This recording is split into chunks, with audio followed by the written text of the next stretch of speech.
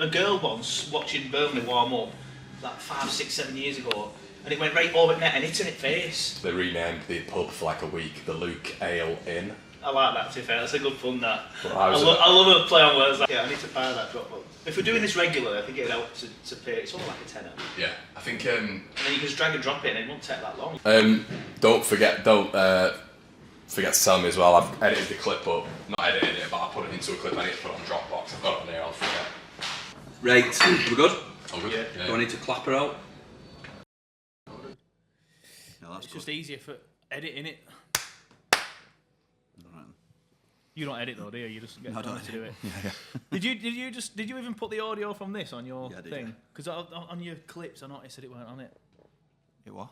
It would all quiet if it were. I thought it was. Probably Probably won't. Blades fans, subscribe to Blades Ramble. Up the Blades.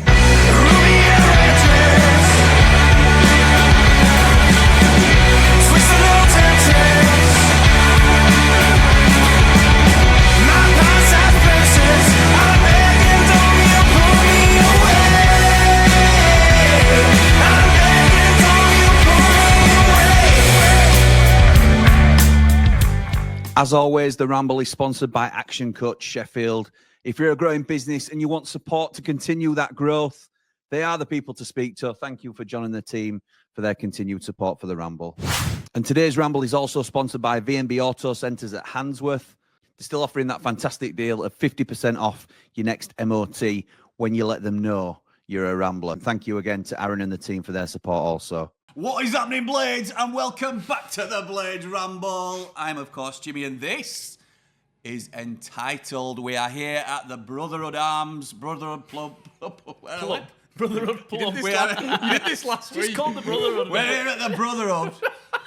Brotherhood Plum. We're here at the Brotherhood. Why do you always say the Brotherhood Arms? I don't know. Where's that come from? It's Conor wearing his skin-tight T-shirts. Yeah. Bash. Arms on his mind. Brotherhood Connor's Arms.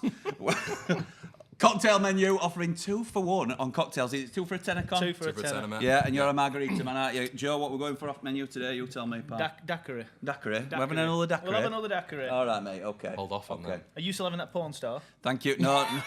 She's gone. She's gone. We're on espresso martinis now. He's married to her now. Well. Sorry. Cut that. You're in the doghouse. Oh, jeez. Right, okay. So this one is called Entitled, lads. And Connor, no.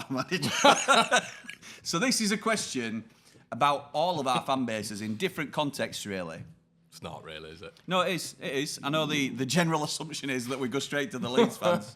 But, Joe, you will, having recently been in the Premier League and obviously spending a significant period of time in the Premier League where you were bottom end, to be fair, but stayed in there for a lot. 7 seasons you managed to stay in? Yeah, bottom end towards the end, yeah, but obviously finished top 10 twice, 7th once. Yeah, so We bottom end towards end. in the top half as well. Sheffield United obviously spent recent years in the Premier League. I want to know, do you feel like your fan bases, in any particular way, feel a little bit entitled towards we should be in the Premier League, we should be top of the Championship, we should be... I think you've hit the nail on the head there with top of the Championship for us. I don't think any Burnley fan thinks that we should be in the Premier League. Okay. So I think this season there has been a little bit of entitlement from some Burnley fans, mainly the younger ones, because we're third in the league. You know, we've got the best defence that this league has ever seen. But yet some Burnley fans are saying it's not good enough because they're not being entertained. But again, that's a different question, I guess. But I just think that Vincent Kompany season in the Championship has ruined some Burnley fans' perspective on football and where Burnley should be. Okay.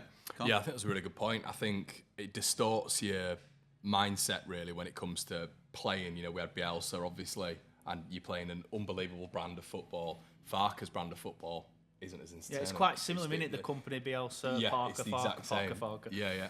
Well, Bielsa was just all out attack. Yeah. So we all used to love that, and it worked. Farke was a little bit more conservative with better players at this level. And, you know, would there be a Bielsa team? You know, if Bielsa was in charge of this Leeds team, would it get a better result against the Farke team? That's a different conversation. But in terms of entitlement, as an overall consensus, look, we have to be honest, when it comes to Leeds, there is definitely more entitlement when it comes to Leeds, 100%. If we're just talking about this conversation, I'm going to sound really entitled with what I say right now, but I do believe Leeds in the Premier League is a better Premier League. We are a massive club. So is that entitlement? Probably is. No one deserves to be in the Premier League. It is based on merit. But I think the Premier League, and it's bias obviously, but I think the Premier League is a better place. Atmosphere, teams hating us. I think it's a better place with Leeds there. So yeah, entitled, definitely. But I'd admit that. No, but it's I this think is Leeds fans would. This is a conversation that you won't hear on a lot of channels because you're not supposed to talk about your own fan base. You're not supposed to not even criticise your fan base. It's really a conversation because we have this chat on our channel really in terms of have fans become a little bit more entitled. Sheffield United, for example, we are used to being the underdogs and we are at our best when we are underdogs. So we go up against the odds and we are a hard-working city and that's sort of the ethos of the football club, that you're getting hard-working players and we're never going to be the best team, but we'll try and outwork you. And as we are now one of the bigger teams in the league, not necessarily clubs, but bigger teams in the league and in terms of expectation, it affects you in loads of different ways. You're now coming up against teams who see you as the big scalp and they want to come to Bramall Lane and beat you. And how do we cope with that expectation? Well, fans think we should be blowing teams away with some of the players we've got, and they might be right. But it's like Joe says, it seems to be, and this isn't segregating the fan base. I've got a lot of older fans that will come and tell me, look, you have to enjoy this more because there's been such worse times than this. And I'm a part of that thinking, really. I don't think this is a bad time. I try my best to enjoy it.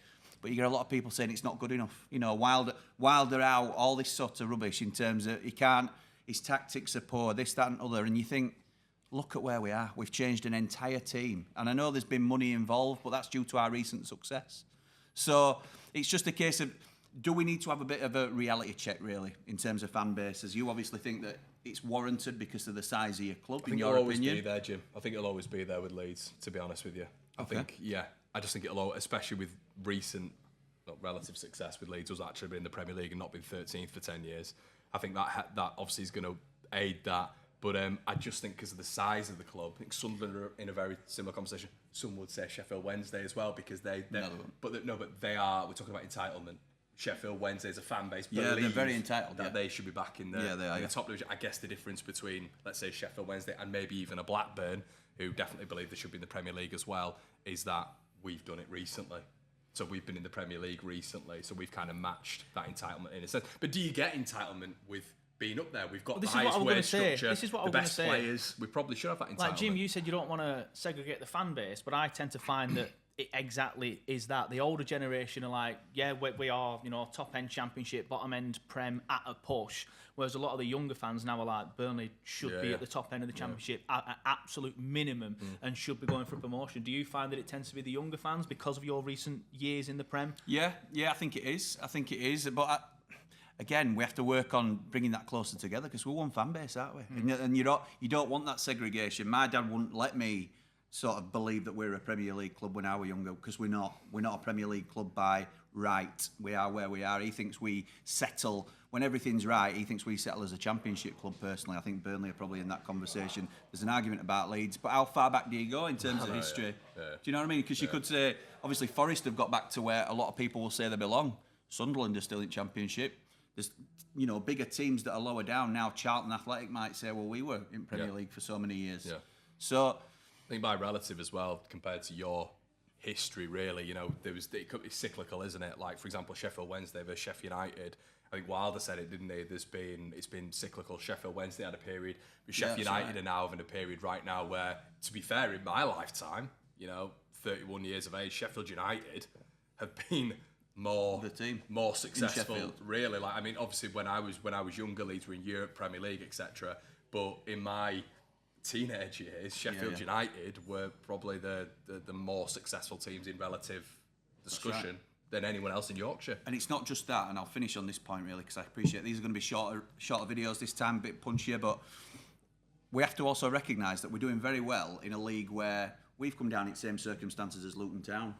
Yeah. And look at where they are in the league. Leeds are a second season parachute team. They sold £100 million worth of players. So when our fans are moaning or feeling like, manager's not doing what he should be doing, or we need to be doing better than we are. Is that still happening now? Not so much with what it was doing. There were murmurings, for a little while, which is ridiculous because he's, but there's a lot against Parker, to be fair, at Burnley. Still, even being third. A lot against Farker. So, and you think, look at where Luton are. I know. Yeah. Luton have come down from Premier League, parachute payments, and they maybe didn't do what they should have done in terms of getting the assets in. But I just think there's got to be some perspective. Yeah. All of our clubs, really, in terms of how well we're doing in the grand scheme of things. So yeah, it's an interesting one. Let us know what you think in the comments. We're going to be doing a few of these now. Now we're at the Brotherhood Arms. Yeah. Brotherhood Conor Arms. Just Brotherhood Conor Arms. Brotherhood Conor Arms, yeah. So yeah, let me know in the comments. But for now, come on, you red and white wizards. Up the clazzers. No comment. Up the blades. Ramble on.